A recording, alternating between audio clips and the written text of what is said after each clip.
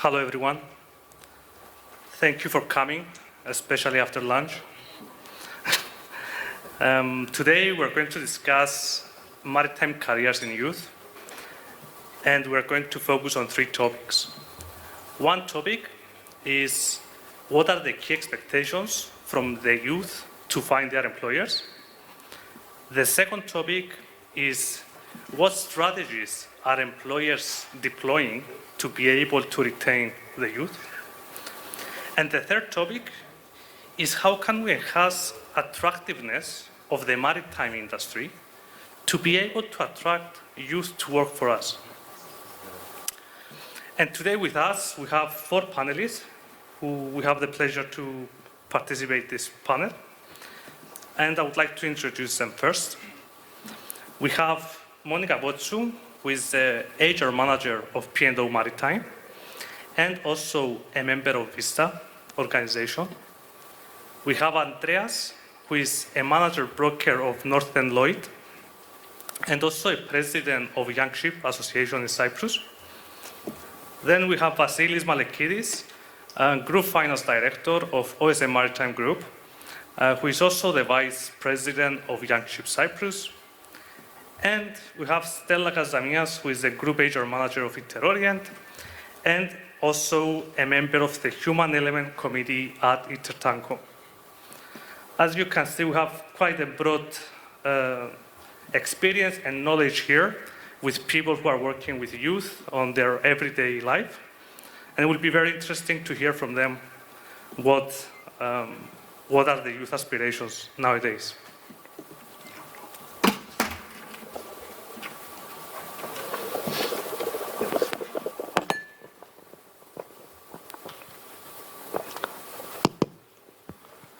Good. It would be very interesting to start with what do you think are the key expectations for the youth to find employers these days? Vassilis, would you like to start with that? Sure, thanks, Andreas. We do see certain trends among the youngsters, and in fact, as a preparation for this discussion, I reached to about 30 colleagues at OSM and some of our members at Young Ship. And what struck me was how aligned have the responses been to my questions when I had these casual discussions. So what we see is that youth is seeking a lot about the culture and the environment of their future employer. What they really seek is an environment where they feel they have a safe space to deliver, to work, to be empowered, and what I call generally a psychological contract, all these elements that are not on the paper, but are the expectations from the employees, from the future employer. What we see a lot, it's about flexibility. We see this to be really a big trend over the last few years, especially after the pandemic. And what struck me as well is how different this answer is today compared to the time that I started working in the maritime industry or my first job at the time. So all in all, in addition with a good compensation, which is always on the agenda, has much less weight nowadays, where all the employees are generally seeking this safe space to be given the space to work and deliver to their job.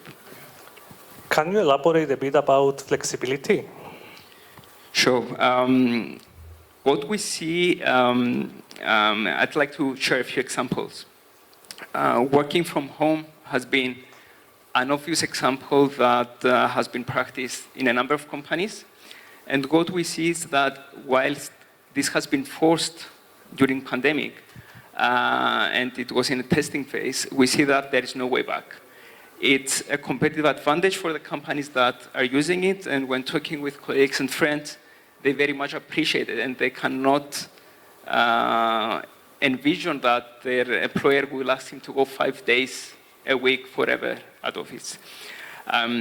Something much more important from my perspective is the relationship that employees have with their manager.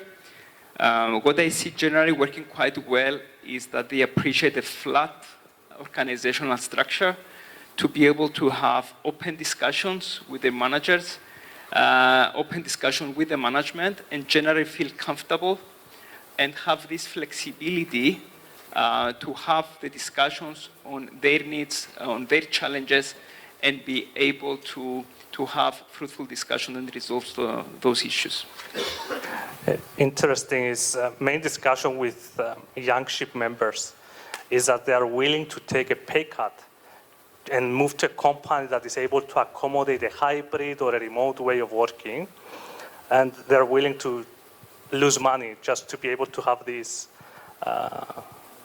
element. Exactly, and as I said earlier, what struck me is that I couldn't see this, let's say, 10 or 15 years ago.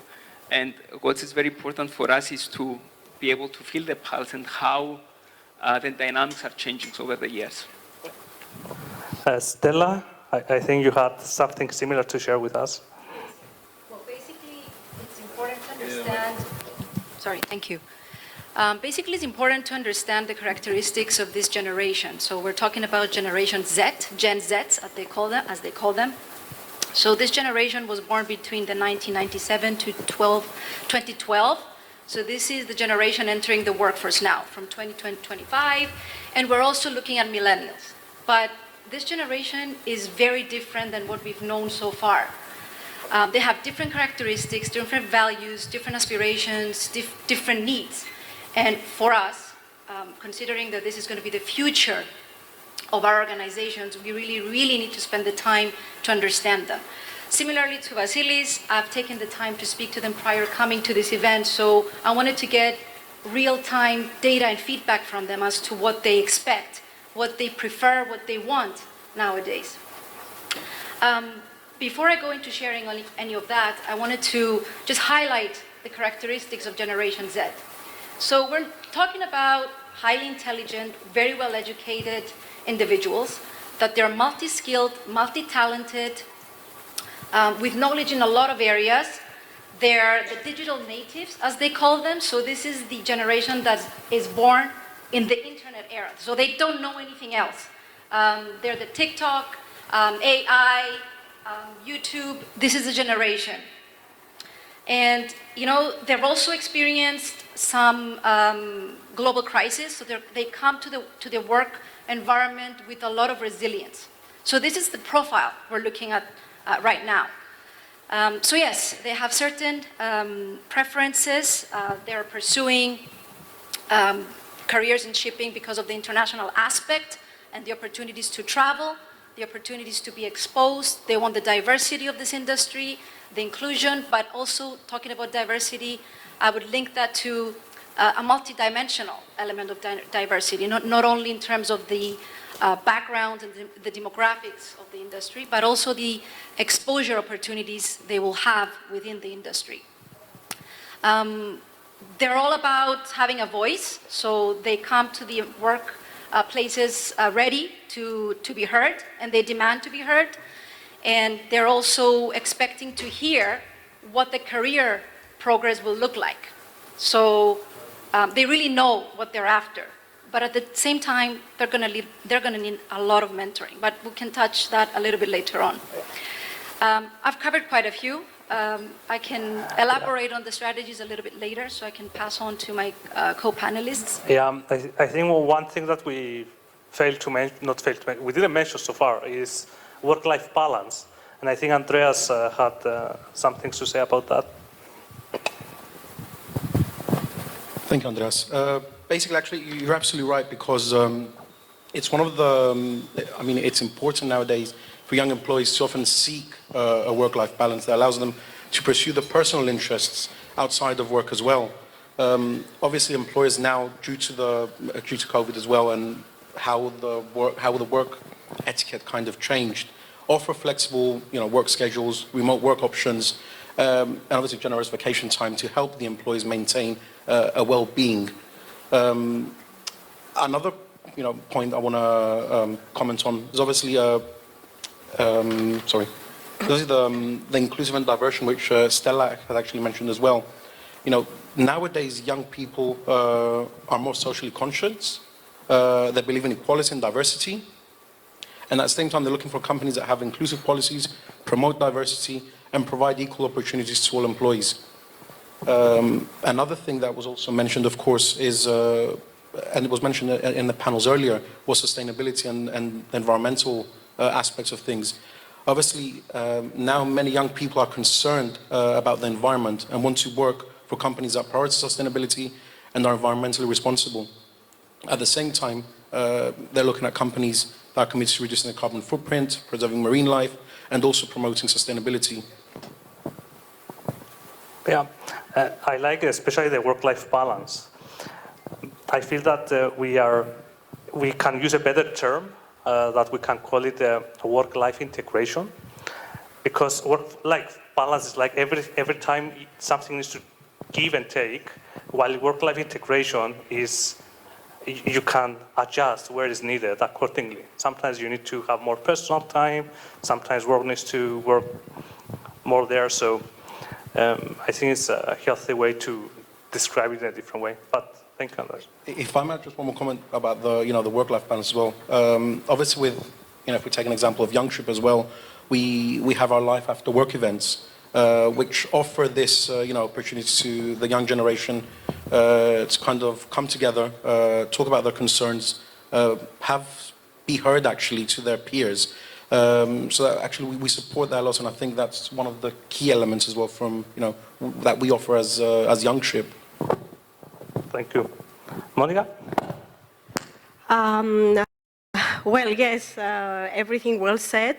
What I wanted to add about what are the expectations from the younger generation is that they value nowadays a lot the sense of responsibility at their job roles.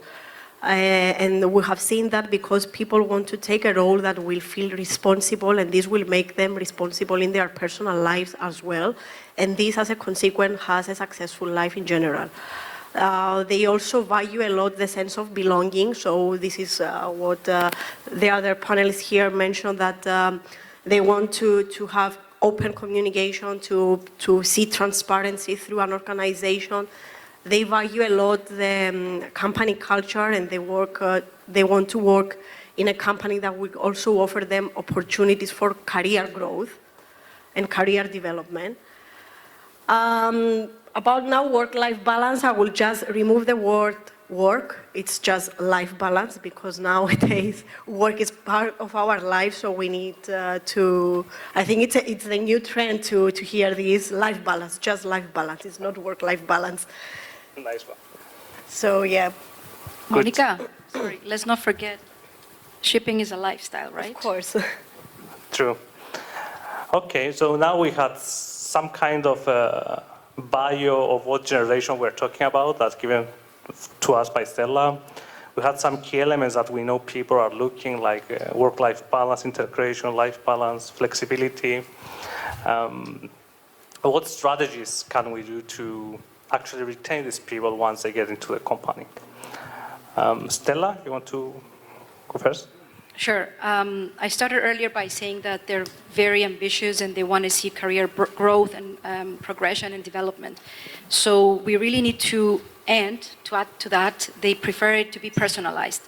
So we really need to focus on, from the beginning, so from the hiring stages, we bring them in. The induction needs to be a carefully thought out process where we have one-to-one check-in meetings, we provide a customized, let's say, induction process, and we should be able to showcase within the organization what they can expect. We should be able to showcase the success stories. So we need to be talking about internal recruitment. We need to be pointing out, what kind of opportunities they can have within the organization, providing cross-functional projects, opportunities to work in other locations, secondments, let's say. So it's all about providing formalized structure approaches to how their future will look like. And it's equally important to be able to demonstrate how others within the organization have done it and have achieved to grow within. But as I said earlier, it's going to take a lot of coaching and mentoring. It's a very critical aspect of the culture organizations nowadays to be able to integrate that one-to-one approach and special time the young generation will need. Yeah. It's something where I think what you touch is usually organizations are dealing with these things with policies and very rigid ways of doing things in a massive way, but you're saying that they need this personal aspect and one-on-one. It can't be one-size-fits-all type of thing. It really needs to be looking at the individual. I mean, at the end of the day, we might have hired smart, intelligent, highly educated, and we've given them an entry point, but we need to look within. Maybe there is a better match for them. Maybe, we need to upskill, or they already have certain talents that will fit in different roles. And I've seen from my experience, they come in and having interviewed them again last week, they were all saying, I want to be involved in other things. I want to be able to see this, and how about if I work here for 2 years and then can I see a different department? So they're demanding this, and we have an obligation to be able to customize our approaches and offer this to them. Yeah. Monica? I totally agree with my colleague Stella, and onboarding is a very important process, and it needs to be personalized. It truly needs to be personalized. What we have implemented lately in my company, and we saw that it works a lot, for every new employee, we assign a working buddy to this employee. They have, it's someone that of course we trust. It not necessarily need to be in the same department or a line manager. It's just someone that has been with the company for many years, and we assign this person to just guide the new employee with everything and diverse him or her to the responsible person or department for anything that they may want to ask. This way, they feel welcome from day one. They feel that they have someone close to them, that they can have the opportunity to talk anytime. They have their contact details and so on. And they also feel engaged. Now about retention in general and how we can keep our people in the company happy. A good way is to start evaluating our own company leaders. Are they well trained to manage a team? Do they have the skills? We are all in shipping. Can you think of a captain, let's say, with pure leadership qualities? It's the same. And I'm sure that if you start thinking of senior positions in your own companies, some people were just thrown in the fire without having the proper tools on how to manage a team. Maybe they are coming directly from the sea. They were ex-seafarers, captains, engineers, and they took a position at shore. And it's totally different. So a good strategy is to go to them, check what skills they have, if they need any training or that. Because they play, it's very important, and managers have a very good, we many often hear that people leave managers and not companies. So we need to look into that as well. So equip managers and leaders with the proper tools to manage this new generation. Good. Andreas? Well, I think basically what both Stella and Monica have said, they've actually covered quite good strategies that employees need to implement. Obviously, one that we haven't talked about, I think, is one that is on a lot of young people's minds, is obviously the competitive compensation and benefits that a company can offer to them. It might not be one that they'll look at to begin with, but actually it could be what leads them to joining a company. Am I getting my benefits? What's my salary? Is it competitive enough? And we also discussed that, at one point earlier, if maritime industry was sexy, and I know we haven't mentioned that yet, but of course, it might not be as appealing as the tech industry or the entertainment industry, and we're seeing a lot of companies coming to Cyprus, setting shop here, and actually employing a lot of people, and obviously, I believe, offering better benefits and probably a higher salary package to them. So I think it's one of the key elements that we need to look at as well, offering competitive compensation to our employees, really. Thank you. Vassilis?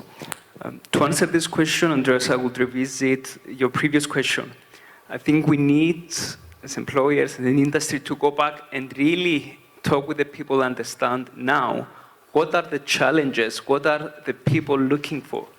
What I have seen not working well is what you mentioned about rigid policies. Like working from home, okay, let's establish a policy that you need to be at office 4 days a week, or unlimited vacation. If this is not tailor-made based on the company's needs and the people needs, the outcome is not guaranteed. We need to actively listen to the needs of the people, and if I go back and mention some examples, what we see, the two items I would pick up here is this feeling of belonging, as mentioned by Monica earlier, and a career path when it comes to retention. So for people to stay in the company, they would like to relate themselves and feel comfortable that they wake up every morning and stay with their current employer, but also they would like to be able to take a more long-term view and see, okay, what's in for me if I stay for the long run? Can I see the career progression? Can I see my growth development? And just a word on the last one, we see nowadays a much more focus from the people being very hungry to grow day by day. They don't want a 9-to-5 job where they remain stable, but what I'm witnessing that people are generally willing to put in the hours as long as they feel that they have a meaningful job, and then they will have also the desired outcome by and growth and exposure for themselves. Just to add that we talk about Gen Z, and they are by default entrepreneurial mindset. They come with this nowadays. So having a meaningful work is very important to them, to this generation. Yeah, and many of them choose to work freelance, part-time, and combination with a full-time job or whatever. Good. Okay, now we're moving to my favorite topic, the attractiveness of the maritime industry and how youth is seeing the maritime industry. And we have quite a lot of heated arguments in the past. And I think Vassilis also mentioning before that maritime industry traditionally was very introvert and very traditional. And it was not able to get the message out there to the new generation that we invite you to come to us. And we experienced from a lot of young people not knowing what shipping is, not even knowing the details about shipping or what could be their career in shipping at all. But what we all agree is that, yes, we need more awareness. We need to see how we repackage this shipping offering to the youth. But also we notice that once people, they get into shipping young, then they don't leave the industry. They might change companies, they might change roles, but they stay within the shipping industry. So it was interesting to discuss what keeping them, what we can do better to attract more talent in this industry. And I would like to start with Stella to say some words about that. And I didn't use the word sexy, Stella, so. I'm not going to go there.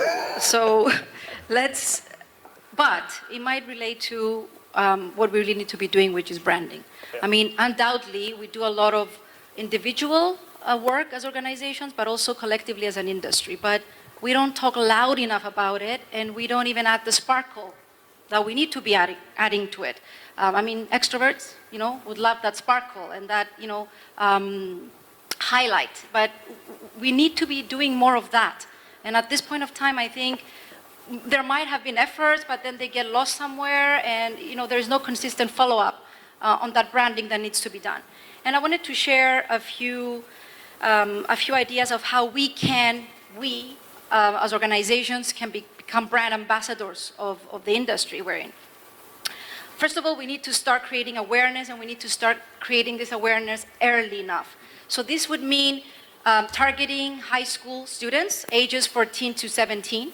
So this would manifest in the form of either campaigns at schools, but even more practical, and something that we can do directly as organizations is bring them over, bring them in-house.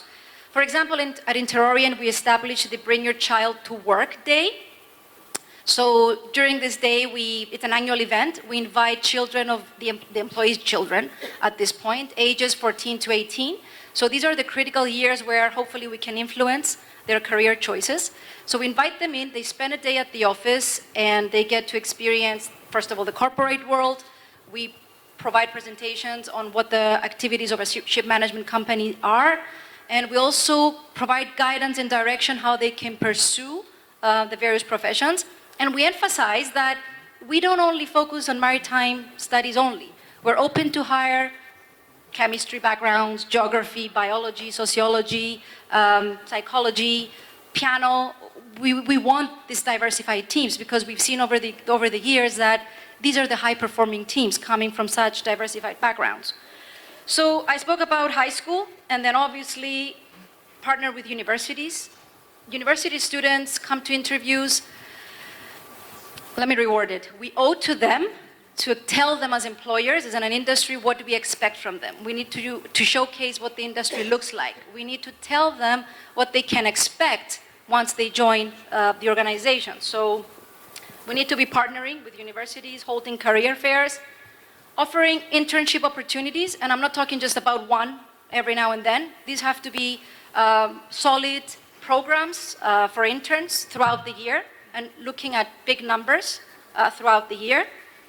And why not offer scholarships? Why not offer scholarships to the best graduate, high school graduate, to pursue, let's say, education in maritime or something relevant, and then maybe that could, be coupled with employment opportunities. So yeah, these are the kind of practical examples that we can start doing. And now it's a candidates market, and we're thinking about these things. One day it will be an employer's market, and we'll not need to think about this. But we need to do these things for those bad periods that come, so we can have like a pipeline of people coming to us. Absolutely. As a maritime industry. Yeah. Monica, want to add something on that? Well, yeah, maybe shipping is not that sexy, but is that bad? This is what I'm asking. And actually, no, it's not bad. Maybe not everybody knows it, but maritime careers has always been on top of the list for many people. And why? Because shipping has been around for thousands of years, and people will always be needed around the world to fill different positions at sea and at shore. This, by default, makes shipping and maritime in general a stable career path. And we as industry leaders, we can promote this. Why not? I mean, people now are looking for job security. And it is an important aspect that people want to know. It's just a way of how you promote this, how you put it out there in order to attract more people in the industry. Thank you. Andreas? Actually, I'm just going to stick to one word that both Monica and Stella said, which is promote. I think that's key for our industry. I mean, we need to start promoting the industry. We need to start working with different associations, different stakeholders, schools, universities, and get them more aware of the maritime industry, that this is a desirable career choice, and that there is a future here and a career for people that actually do get involved and want to spend their time in this industry. As Stella said, we need to attend career fairs, information sessions to educate, and not only educate probably the young people, also the parents, and try to explain that it's not you're not going on a vessel. There's also jobs ashore, rather not only just on a ship. Yeah, and it's interesting the all promotional activities you suggested, and that many of you already do. But what is interesting is to understand these reasons why people stay in the maritime when they get in. And we discuss a lot about this as well, Vassilis. Andrea, if you allow me to make a comment on the previous one, because I'd like to be a bit provocative and say, is maritime sexy? And when we talk with people at schools, at universities, the answer is no.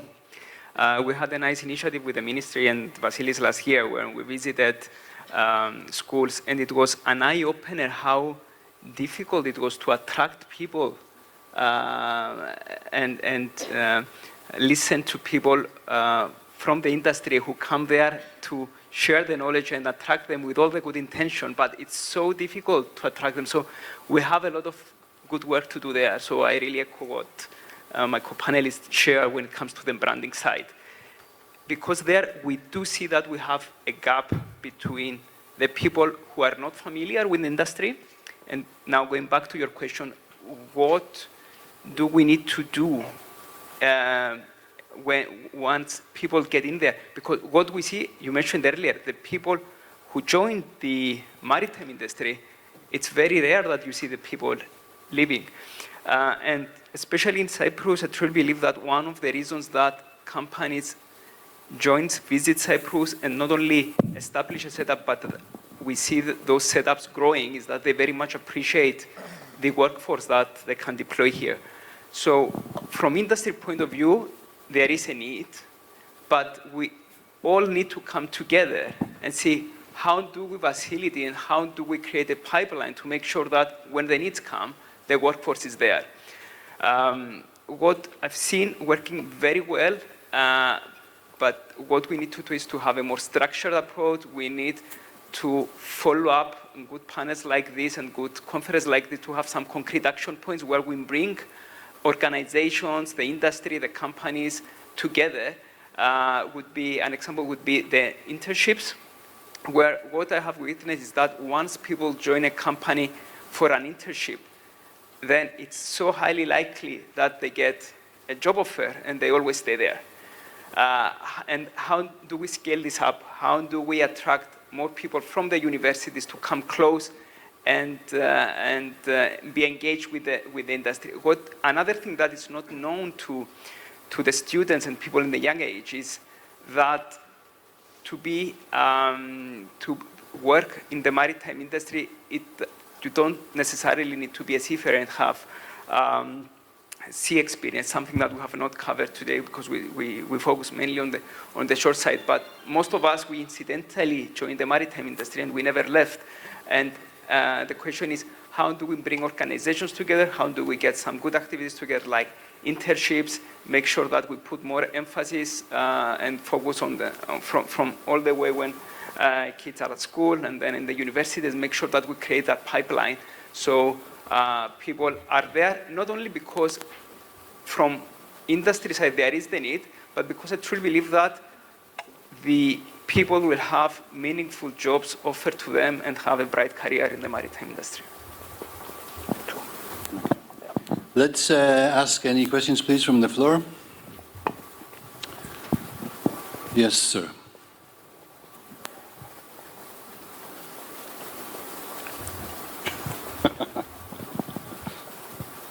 Thank you very much. Harry from Norton Rose, Fulbright and Maritime, London. Can I be a little bit provocative and just say that I've been listening to quite a lot of what I would call the snowflake generation. My organization believes in honesty, integrity, truth, diversity, equality, respect. But what the individual wants within my organization is neither here nor there. The partners in my business, we invest in our business, and it's our business, and we run it to the best of our effect for ourselves, for our families, and all our employees. What those employees want, where they want to go, what they would like to do, for me, is neither here nor there. I will respect them, and I will show them I'll treat them as equals in every way. I've been a senior partner of my firm for years and years. I've never had a single complaint from anyone. And I really don't understand why you feel that every single person that comes into a business, we need to listen to what they want and what they want to do and where they want to go. That's not always possible. We have our culture, we have our professional business to run. So I just think that your generation really needs to understand that a little bit more. You just need to get to grips. What I find is that it's your generation that has no loyalty. It's your generation. We lose young lawyers for £10,000. They don't think about the long term. They move away. They don't support our business.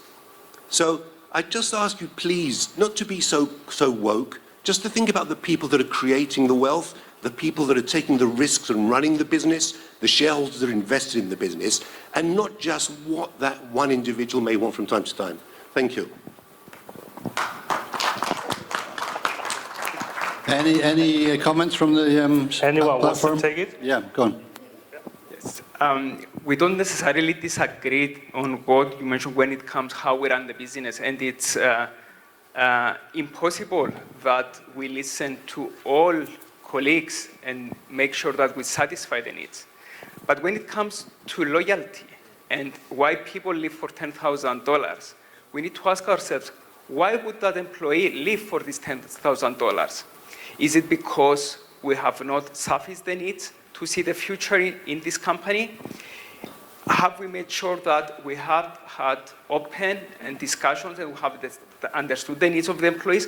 What we're asking here and what we are collating from the parts that we see here is that if the employees do not listen to the needs of the people, then people will leave.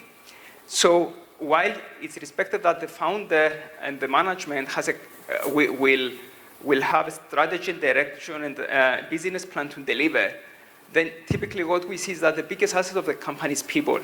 At the end of the day, it's all about people. And if we don't have the people, then the business plan will not be delivered. Sometimes it's very difficult to quantify those metrics. But what we see is that the successful companies is the companies who make sure that they can motivate, engage, and the right people will stay on board. It's, to not be misunderstood, it's extremely difficult to keep happy all the people.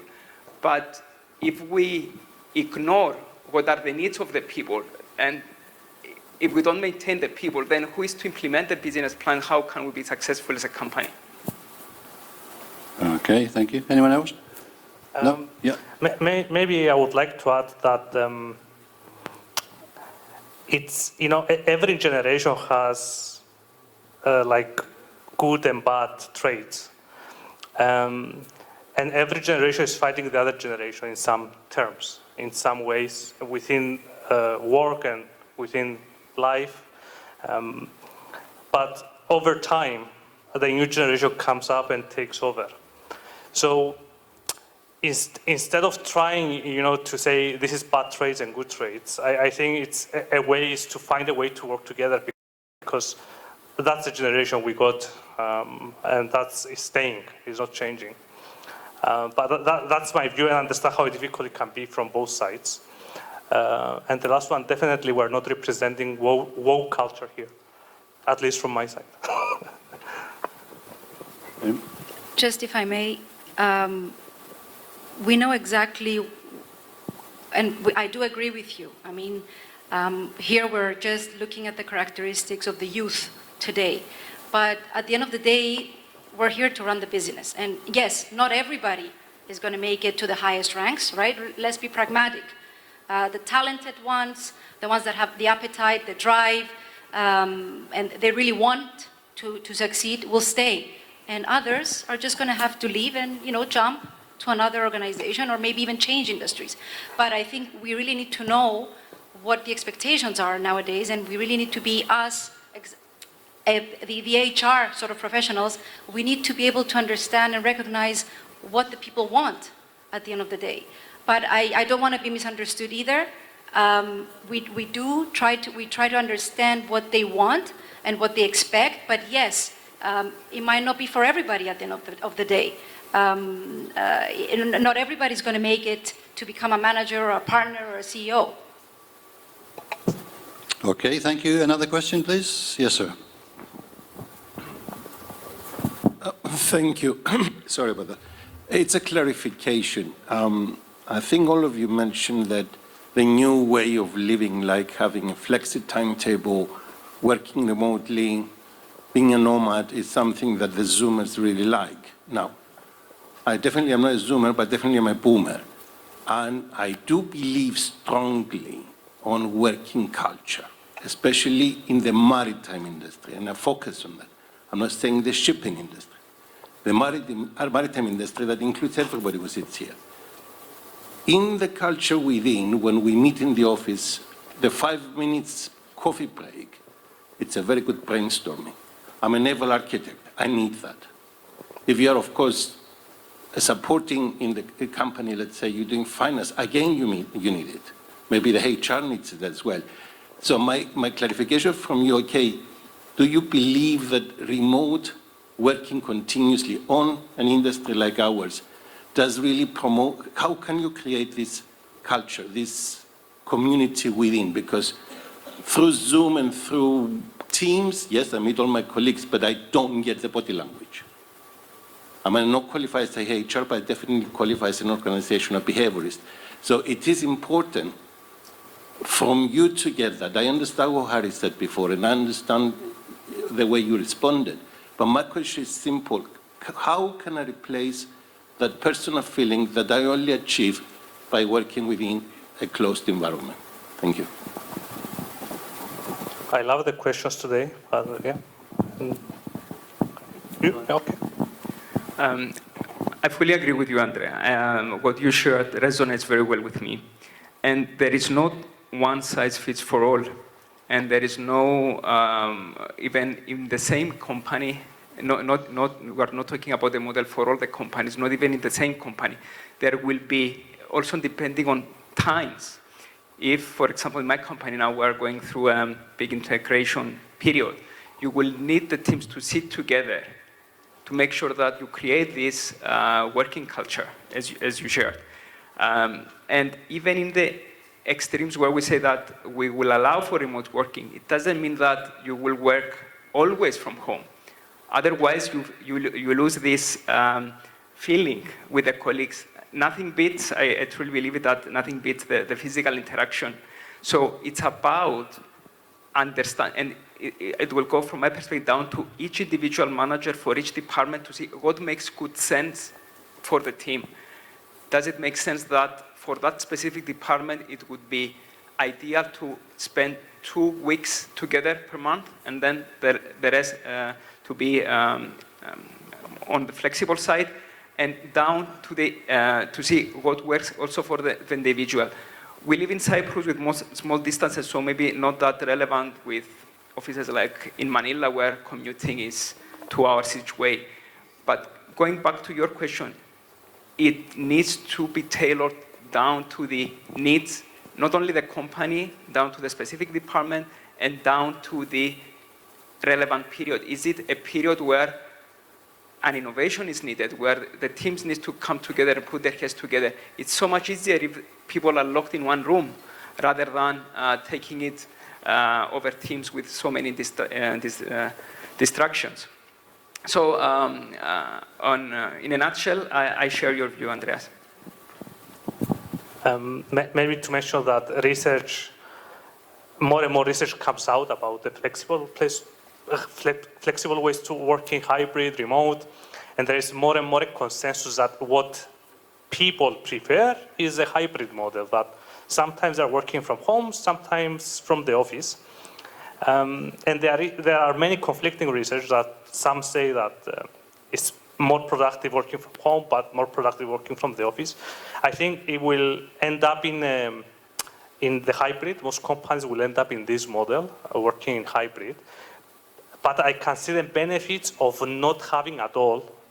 And there are pros and cons. You need to get something and lose something. If you are able to work remotely or hybrid, you might be able to get talent from all around the world, for example, to work for you. You might attract more talent that appreciates flexibility. If you decide to work only on the office, have only workplace culture, then you might have some fanatics about that industry and about that enjoy working hard from the office and having this interaction. So I think it really depends what you want to create as a company. But my guess is that we will see more and more hybrid becoming the mainstream way of working, and Maritime will not be able to work only from the offices because they will need to attract talent that are also choosing hybrid. That would be my guess. Okay. Thank you very much for that. I think we're out of time, unfortunately. I think we're all on the same side here. I mean, everybody's on the same side. We're maybe just 40 years apart, something like that. But anyway, Andreas and Pano, thank you very much indeed. Thank you. Thank you all.